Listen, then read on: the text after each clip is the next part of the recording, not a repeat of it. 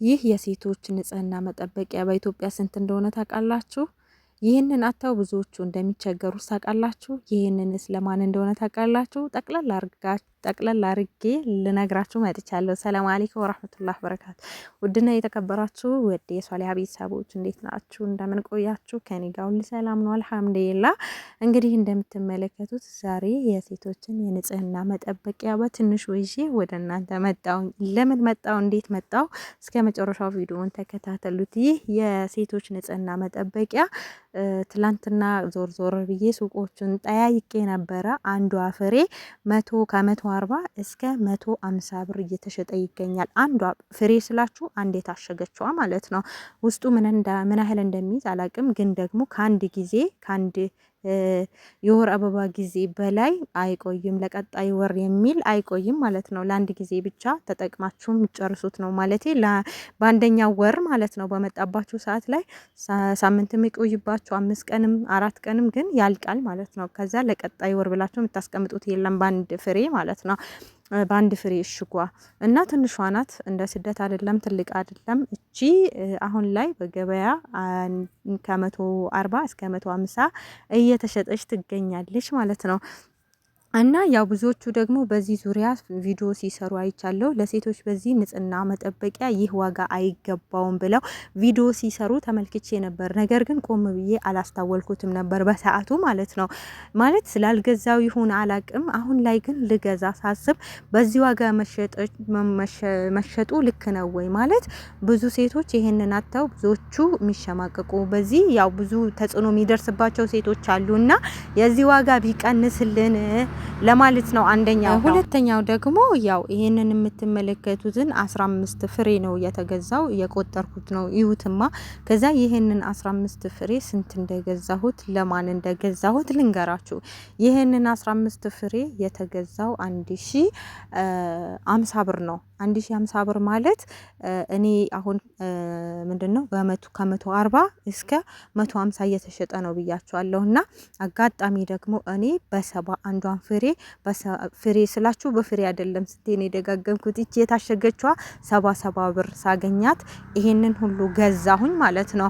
እና ግን ይሄ ነገር ሀቂቃ ቢታሰብበት ጥሩ ነው። በጣም ብዙ መሳኪን ልጆች አሉ፣ ስራ የሌላቸው አሉ፣ ይሄንን መግዛት የማይችሉ አሉና በዚህ ዋጋ ባይሸጥና ብቻ ነጋዴዎቹም ይሁን መንግስትም ይሁን ትኩረት አድርጎበት የሚቀንስበትና ወይም ደግሞ በነፃ የሚሰጥበት እድል ቢመቻች መልካም ነው። ይህ ደግሞ የተፈጥሮ ጉዳይ ነውና ቢታሰብበት ለማለት ፈልጋለሁ። ሌላኛው ደግሞ ከአረብ ሀገር የምትመጡ ልጆች ደግሞ ይህንን ብትገዙና ብትይዙ የተሻለ ነው። ማለት እኔ አሁን ስመጣ አልገዛሁም። መግዛት የነበረብኝም እቃ መያዝ የነበረብኝን ነገር ምንም ሳሊዝ ነው የመጣሁት። ማለት መለሳለሁ ብዬ ስላሰብኩኝ ብዙ ማያዝ የምፈልጋቸው ነገሮች ሳሊዝ መጥቻለሁ። ግን ደግሞ ያው ብትይዙት የተሻለ ነው። ወይም ደግሞ ገንዘቡን ከያዛችሁ ምንም ማለት አይደለም። አሁን እዚህ ጋር እስቲ ዋጋውን ራሱ እናወዳድረው ብንል እኔ እዛ እያለሁ አሁን ጨመር አልጨመር አላቅም፣ እናንተ ታውቃላችሁ።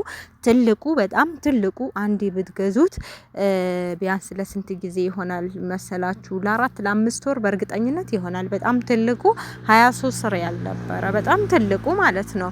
እና ብቻ ያው ዋጋው ተመጣጣኝ ሊሆን ይችላል ከዚህ ሀገሩ፣ ግን ደግሞ እዛ እንደዚህ እንደሚከፈል አይደለም። እዚህ የቀን ስራ ራሱ የሚሰሩ ልጆች የሚያገኙትን ታውቁታላችሁ። እና ከዛ አኳያ ግን እዚህ ያለ ሰው ከዛ ካለ ሰው እንትን እያረኩ ሳይሆን ብቻ ለናንተ በዛ ስትመጡ ግን ብትይዙት ብታመጡ መልካም ነው። ወይም ደግሞ ብሩን ይዛችሁ መታችሁ ሆን ብላችሁ ከገዛችሁ ነው። በነገራችን ላይ እዛ የሆነ ነገር እገዛለሁ ብላችሁ ብሩን ወይ ሌላ ቦታ ለብቻው ካላስቀመጣችሁ በስተቀር ብሩን ይዛችሁ ከገባችሁ የማትገዙት ነገር ነው። ይሄንን ህሊናችሁ ላይ ያስቀምጡት። በፍጹም አታረጉትም። እዛ የሆነ ነገር ገዛለሁ ብላችሁ ብሩን ይዛችሁ ብትመጡት ባልሆነ ነገር ነው የምታበላሹት እንጂ ያንን እቃ ትገዛላችሁ ብዬ አላስብም። ለማንኛውም ግን ካለ ይዛችሁ መምጣት፣ የያዛችሁ ነገር ስለማትሸጡት ማለት ነው። የያዛችሁት ነገር ይዛችሁታል።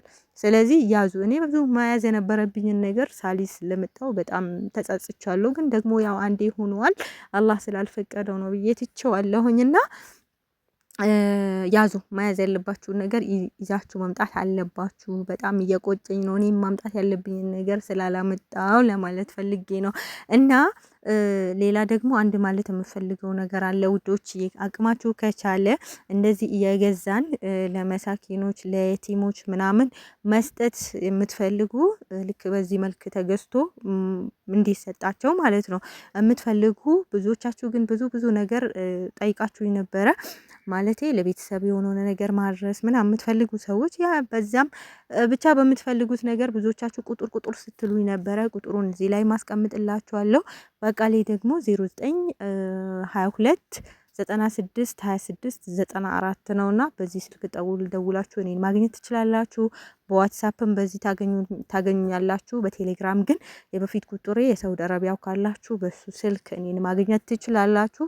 የፈለጋችሁትን ነገር በፈለጋችሁ ቦታ ማድረስ ትችላለሁኝ።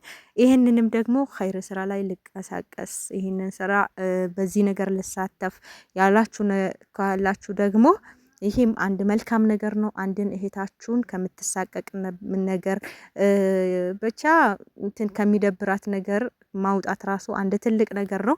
አንዷ ፍሬ ያው ይሄንን የነገርኳችሁ በ70 ብር ነው።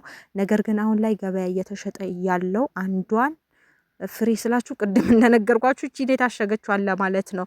የታሸገችዋን 70 ብር ነው የገዛሁት ይሄንን ማለት ነው። እንዳጋጣሚ ሆኖ ነው ግን የተለያዩ ሱቆችን ስጠይቅ ከ140 እስከ 150 እየተሸጠ ነበርና ያው አንዱን እንኳን መግዛት ብትችሉ እናንተ ትሻላላችሁ ከዚህ ካለው ሰው ለማለት ፈልጌ ነው። እዚህ ያለውም ሰው ደግሞ ለሁሉም እንግዛ ማለት አይደለም።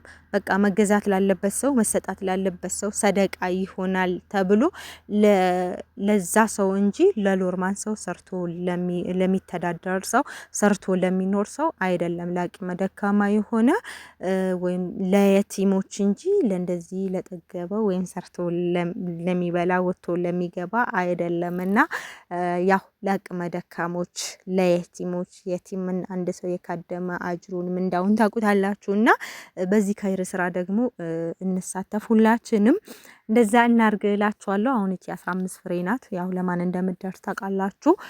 እና ውዶችዬ ይሄንን ይመስላል ማለት ነው። የዛሬ ቆይታችን ይሄንን ይመስላል ያለውን ነገር ያው እንደሌላ ጊዜ ኢንፎርሜሽኑን አደርሳችኋለሁ። ትንሽ ጠፋ ያልኩበት የሆነች ሀጃ ገጥማኝ ነው። ከሀጃን ባሳገር ደግሞ ኔትወርክ ትንሽ ያስቸግራል። እሱን ደግሞ አላህ እንዲያስተካክልልኝ ዱአ አድርጉልኝ። ያው መስራት ስለምፈልግ ማለት ነው፣ መቀመጥ ስለማልፈልግ። አልሙሄም ያለው ነገር ይሄን ይመስላል። ኦርዬ እያየችኝ ነው። ካሁን ልትመታኝ ነው ወይ ብላ እያየችኝ ነው፣ ግን ምንም አላልኳትም፣ ምንም አልላትም። ይሄው አጠገቤ መታ ቁጭ ብላማ ምንም አልላትም። እና ውዶቼ ቆይታው ይሄን ይመስል ነበር። በሌላ ጊዜ በሌላ ቪዲዮ ተመልሰን እስከምንገናኝ በያላችሁበት ሰላም ሁኑልኝ። ሰላም አለይኩም ወራህመቱላሂ ወበረካቱ።